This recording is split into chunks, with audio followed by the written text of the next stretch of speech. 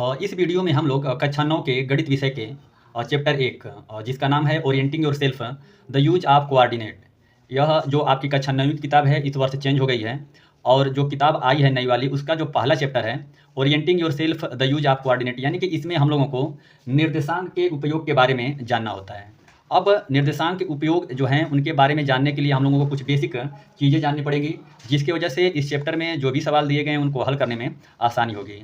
इस चैप्टर में जो कुछ टॉपिक हैं वह कक्षा 10वीं क्लास से भी लिए गए हैं। वे चैप्टर क्या हैं तो आगे हम लोग उसको जानेंगे। अब यहाँ पर क्या है निर्देशांक का उपयोग, तो निर्देशांक के उपयोग जानने से पहले कुछ टॉपिक हैं। वे टॉपिक क्या हैं, जैसे में कार्टेशियन प्लेन। अब कार्टेशियन प्लेन होता क्या है, तो इसके जो है इंग्लिश में लिखा गया है कि the plane is called the Cartesian plane, the coordinate plane or x y plane and the line are called the coordinate axis. यानी कि कार्टेशियन प्लेन होता क्या है, कार्तीय समतल या तल होता क्या है। तो मैं बता दे रहा हूँ आपको कि गणित में जो कार्तीय तल होता है तो गणित में एक सपाट द्विआयामी सतह होती है, 2D सतह होती है, जिसका उपयोग किसी बिंदु या वस्तु की सटीक स्थिति का पता लगाने के लिए किया जाता है। यानी कि जो कार्तीय तल होता है किसी बिंदु या वस्तु की सटीक स्थिति का पता लगाने के लिए किया जाता है। इसे हम लोग निर्देशांक तल या एक्स वाई तल भी कहते हैं। अब जो यह आपका कार्टेशियन प्लेन है इसको अगर और बढ़िया तरीके से जानना है तो उसको थोड़ा सा और डिटेल में जाना पड़ेगा। जैसे में यहाँ पर क्या है कि द एक्सिस, यानी कि एक्सिस को हिंदी में हम लोग अक्ष बोलते हैं। अब अक्ष होता क्या है, तो कह रहा है कि क्षैतिज रेखा को एक्स वाई अक्ष कहा जाता है और ऊर्ध्वाधर रेखा को वाई अक्ष कहा जाता है। यानी कि the horizontal line is called the x axis and the vertical line is called y axis. जैसे मान लीजिए कि यहाँ पर मैं यह एक प्लेन है और इस प्लेन में हमने दो लाइनें खींची हैं और जो दोनों लाइनें खींची हैं या एक दूसरे के परपेंडिकुलर हैं, यानी कि लंबवत हैं। एक लाइन एक्स डैश है और एक लाइन वाई डैश है, जो एक दूसरे को 90 डिग्री पर इंटरसेक्ट कर रही हैं, प्रतिच्छेद कर रही हैं। और यहाँ पर पूरा एक आपका कार्तीय तल या कार्तीय समतल बन रहा है या एक्स वाई समतल बन रहा है। अब इसमें जो हॉरिजॉन्टल लाइन है जिसको हम लोग लेटी हुई लाइन कर रहे हैं, या जो लाइन लेटी हुई है इसको हम लोग एक्स एक्सिस बोलते हैं, एक्स अक्ष बोलते हैं। और यह जो लाइन परपेंडिकुलर है यानी कि वर्टिकल है, जो खड़ी हुई है लाइन, इस लाइन को हम लोग जो है कि वाई एक्सिस या वाई अक्ष कहते हैं। आगे इसमें जो है कि ओरिजिन क्या होता है, तो कह रहा है कि the point of intersection of the axis is called the origin. यानी कि जहाँ पर एक्स अक्ष और वाई अक्ष, यानी कि जो मैं दो रेखाएं खींचा था, वे जो दो रेखाएं एक दूसरे को जिस बिंदु पर काटती हैं उन बिंदु को हम लोग ओरिजिन बोलते हैं। जैसे में देखिएगा कि यह एक्स डैश लाइन है और यह वाई डैश लाइन है और यह लाइनें एक दूसरे को यहाँ पे कट कर रही हैं, तो यह जो पॉइंट है ओरिजिन कहलाएगा। इस वीडियो में हम लोग निर्देशांक प्रणाली की कुछ मूल बातें होती हैं, कुछ मुख्य बातें होती हैं जिसके बारे में हम लोग चर्चा करेंगे। जैसे में अक्ष यानी कि अंग्रेजी में उसको एक्सिस हम लोग बोलते हैं। तो क्षैतिज रेखा एक्स अक्ष यानी कि एक्स डैश यानी वाली जो रेखा होती है उसको हम लोग एक्स अक्ष कहते हैं।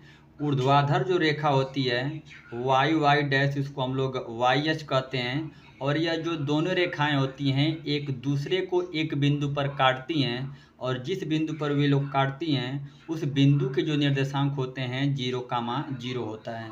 जैसे मान लीजिए कि यह एक्स अक्ष है और यह वाई अक्ष है और यह दोनों रेखाएं जो हैं एक दूसरे को एक बिंदु पर काट रही हैं और इस बिंदु को हम लोग ओरिजिन कहते हैं, मूल बिंदु कहते हैं। और मूल बिंदु के जो निर्देशांक होते हैं 0,0 होता है।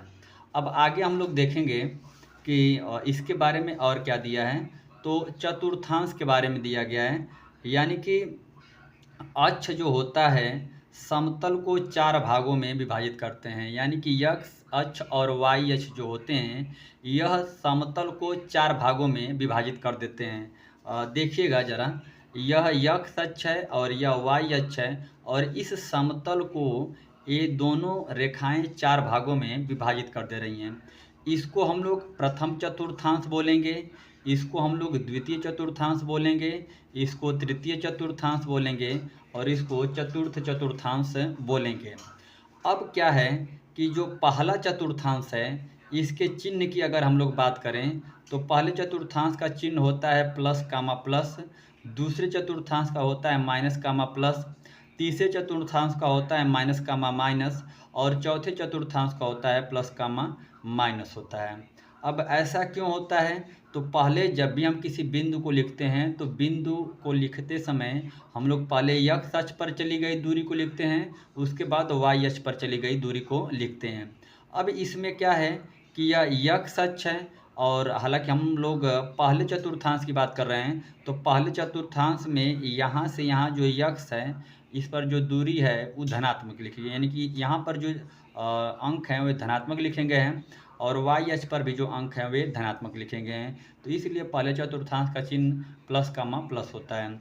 दूसरे चतुर्थांश में यहाँ पर ऋणात्मक संख्या हैं और यहाँ पर धनात्मक संख्या हैं, तो पहले x अक्ष वाले को लिखते हैं, उसके बाद y अक्ष वाले को लिखते हैं, तो माइनस कामा प्लस हुआ।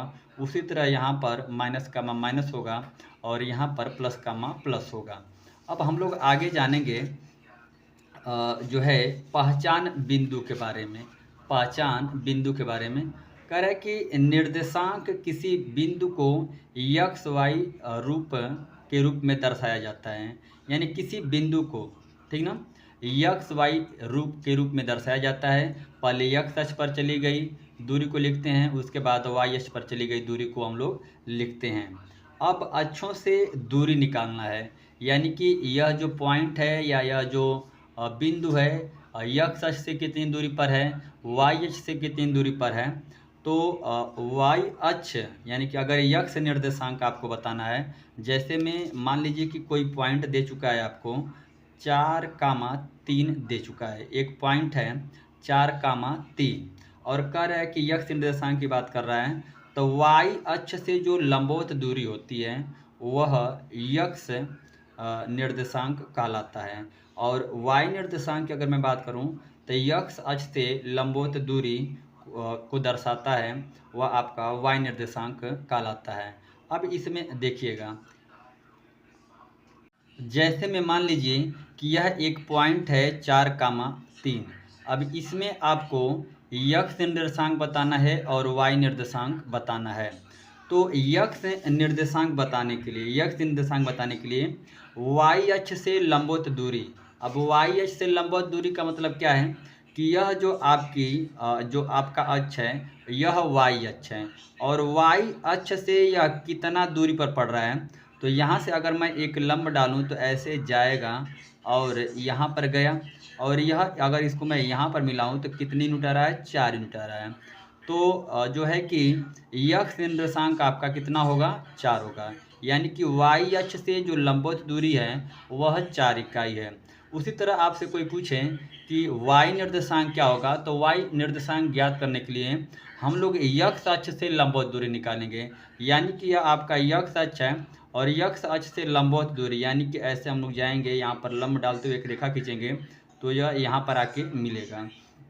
अब यह जो दूरी है वह कितनी है, 3 है, तो वाई निर्देशांक आपका कितना आएगा, 3 आएगा, यानी कि इस पॉइंट में एक्स निर्देशांक 4 है और वाई निर्देशांक कितना है, 3 है। अब आगे हम लोग देखेंगे कि अक्षों पर स्थित किसी बिंदु के बारे में बताना है। अक्षों पर स्थित किसी बिंदु के बारे में बताना है, यानी कि अगर कोई पॉइंट अक्ष पर स्थित है, यानी कि एक्स अक्ष पर स्थित है या वाई अक्ष पर स्थित है और उसके निर्देशांक हमको बताने हैं।